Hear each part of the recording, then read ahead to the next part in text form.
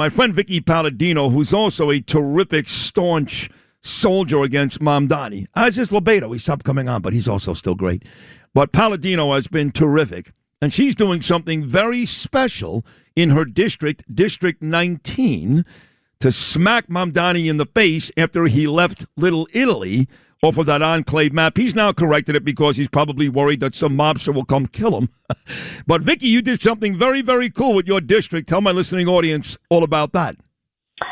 Good morning, Sid. How are you today? Good. It's a glorious summer day. What did I do? Well, on a whim last week, I'm sitting around, and I said, you know what? I'm going to treat this out. I'm going to call District 19 Little America. Wow, I love it. Stop right there. You're going to call your district in Queens District 19 Little America. That is right, sir. I am officially changing the name District 19 Little America. And I want to watch the heads explode. I think it's a great opportunity. I'm calling on people who feel like, welcoming. I'm going to welcome refugees from all over the city who want to live amongst the culture, as the tweet says, of a nation that they once knew as the United States, which New York used to be part of prior to January of 2026. Right. Here in Little America, we believe in private property rights, home ownership, cars, law and order, God, and the Constitution. And then I went on to say, which pissed a few people off, I'm considering building a wall. Let me know if you'd like to help. And that's just a pun. Nobody's got a sense of humor anymore. And I find that even more amusing, those who lack a sense of humor. So have at it. I'm looking forward to it. You cannot believe the responses off of this. Spencer Pratt even retweeted me. Wow. Yep. Ted Cruz has retweeted me now in this last week. Because what Mamdani is doing, and you know it too, he's trying to operate this city as a soft secession to the United States. Look at what he's doing with that backdoor deal with Iran that everybody seems to be quieting up about, when we should be blasting that. Okay, when his immigration commissioner went behind his back, supposedly behind his back, to meet with that leader of Iran when he was here with the UN. Yeah. And why are we sweeping that under the rug, Sid? This is BS. Oh, no, listen, it is. And I know that in D.C., they're not sweeping it under the rug. And the lies. I mean, this guy lied twice last week. First, he lied, like you said, behind his back. He knew all about it. You can bet your bottom dollar on that. And then he went on to blame the Little Italy omission on the immigration map on Eric Adams. I mean, this guy, a liar. Yes, the dog ate my homework routine. Right. He's 34 years old. He's surrounded by a bunch of, terrorists or terrorist activists. And you know what? The kid was sweating bullets. When he was in front of that Peloton, when he was at the gym and people asked him questions, because we all know that the reporters do not ask this man any kind of real serious questions. Oh, they're the worst. Oh, come on, whether it's Errol Lewis or Katie Honan, even the ladies I really respect, people like Marsha Kramer and people like Morgan Mackay, come on. Yeah, no, it's nauseating. And if he is asked a slightly tougher question, he scrambles about, but I watched him break a sweat. And I said, little sweat beating up on the brow. How's Zoran? When they ask you about Iran.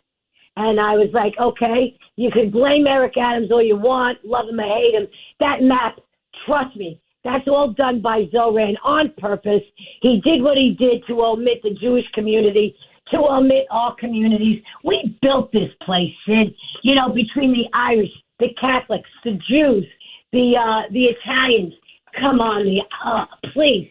And you're going to tell me Eric Adams... It wasn't our guy. And by the way, it certainly wasn't the Muslims. As Robert Davi pointed out, the great actor on this show yesterday. When did they get here? Yeah. When did they get here? A lot later. A lot later, exactly. If I want a truck, I'll go out and see a Muslim. But that's it. And I'll probably get in trouble for this, but I don't really care.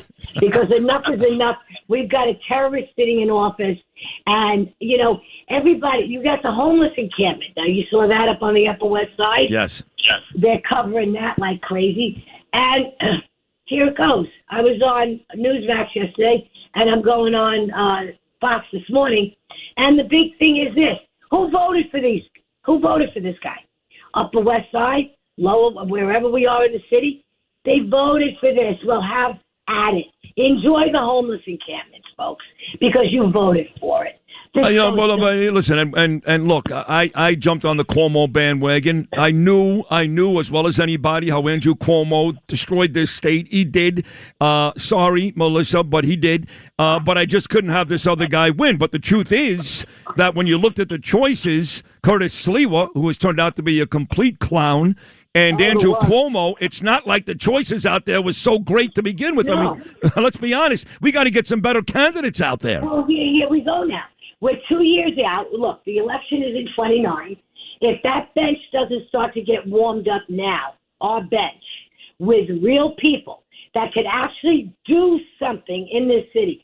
There are businessmen, wealthy. This city needs to be run like a business.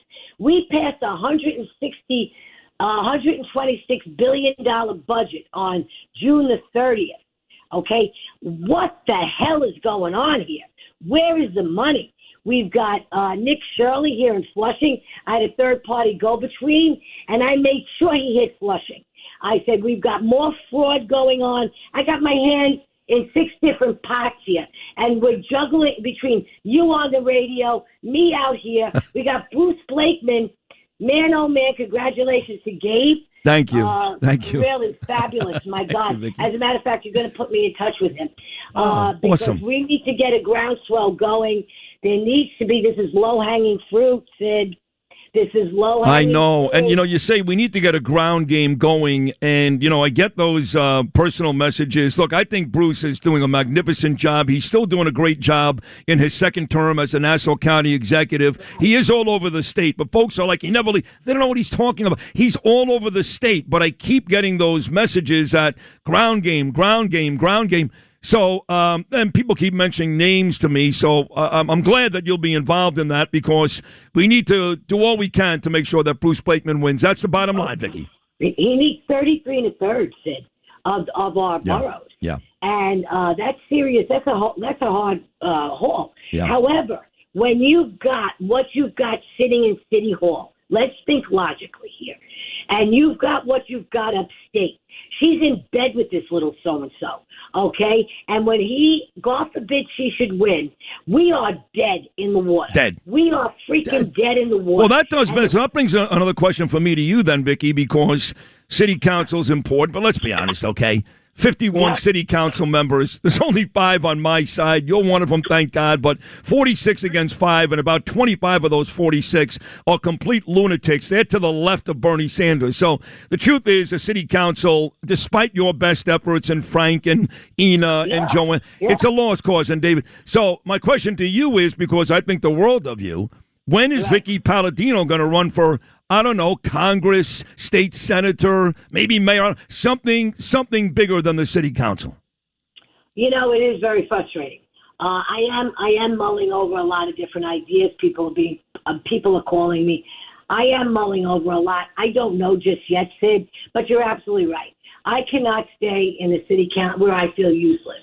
I feel as though but, I really, the other side of it is my district depends on me so. And the voice, thanks to you and others, my voice has gone out there. If somebody would have told me in 2016 somebody actually would want to hear this voice, I would have told them they would not. And my husband would have been right behind me. But because he can't stand it. But the point is, he loves it's time for sense and sensibility here. We need to get Blakeman. We need to concentrate on taking over the State House. I don't know as far as I go just yet what avenue I want to pursue, but I play to win, Sid. Yep. And I love you. When I test the water, it's got to be in a lake that I could swim in and definitely win. Well said. Well, now that you're talking about lakes, I got about 60 seconds to go. You're talking about lakes and water, okay? Yeah. And I think the world of you. I just said to you, you should run for something bigger. I need you in a big spot here in this city or this state. But I don't know, you and Frank Morano specifically, you two guys, who I love dearly, for some reason, you want to take the fish prize out of the carnivals. I love winning fish at the carnival. Shut up. You know what? I have tell you. I know I only got 60 seconds, but let me tell you this. We have got major animal lovers, fish lovers, who work in my office. And when this happened at the Whitestone Carnival, okay, whereas these fish were being really disgustingly dissected, and they had like 12, 15 fish, that it was disgusting. And my one person who works in my office said, we should produce legislation about this. Do away with giving away live fish at carnival. I mean, come on. It seems simple enough, right? But when you think about all my great legislation that I have in, right, and this is what they actually picked up. Yeah, we got a terrorist running the city. You're worried about giving out fish. And you're going to talk to me about goldfish. And the funniest thing is they picked that up. My other legislation, I can't even get into committee for this city to listen to, so that it could go out onto the floor for a vote. No, we'll bring my goldfish up. How stupid! But it is what it is. Oh, it's funny. No, it's funny. Listen, you know, you're a treasure. We are so lucky to have you in Queens. And I meant what I said, Vickie. I don't just throw out compliments unless I mean it. I really think you should be in a much bigger spot. You can be one of the people that are actually, like Bruce Blakeman, that can save us somewhere down the road. So keep kicking ass in the city council and keep doing a great job, okay? We love you here. We love you. And get me Gabriel's number. Text me. I will. I'll text it to you right now. That's very sweet. Thank you, Vickie. I love you. Thank you so much. All right. That is the great city council lady out of District 19 in Queens, which she has now renamed. I love this. Way to go, Vickie Paladino. Little America. Thanks for listening to Sid and Friends in the Morning. You can hear Sid and Friends in the Morning weekday mornings at 6. If you like the podcast, share it with your friends and listen anytime at WABCRadio.com and download the WABC Radio app. Hit that subscribe button on all major podcast platforms. Plus, follow WABC on social on Instagram, TikTok, Facebook, and X. See you next time for a new episode so you never have to wonder. What the heck is going on here?